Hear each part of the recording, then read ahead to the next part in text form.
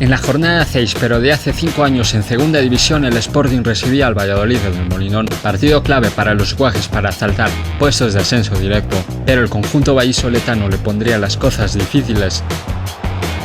Los primeros 15 minutos fueron de gran acero sportinguista sobre la portería de Javi Varas, y afuera Pablo Pérez o Miguel Ángel Guerrero ponían a prueba al veterano guardameta del Valladolid.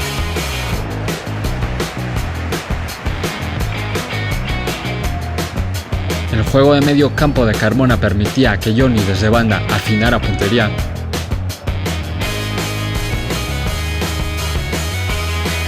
La primera llegada del Valladolid sería un disparo potente de Roger Martí que detendría a Pichu Cuéllar, un Roger que se terminaría lesionando de gravedad unos minutos después.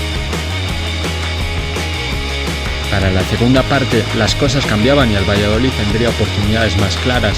Corría el minuto 52 y Alejandro Alfaro queda solo frente a la portería de Pichu, trata de driblar y Pichu logra incomodar al disparo del jugador andaluz.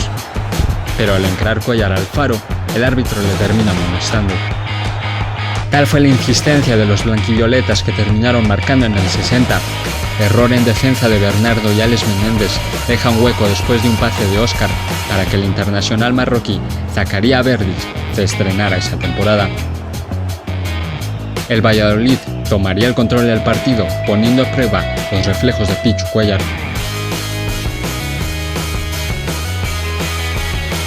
Mas los guajes no querían ceder en casa.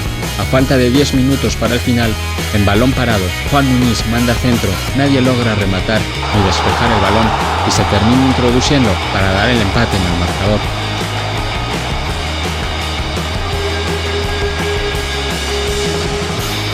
Así concluía hace 5 años la jornada número 6. Sería un punto recuperado ante el equipo de Rubi, con un Sporting otra jornada más sin conocer la derrota.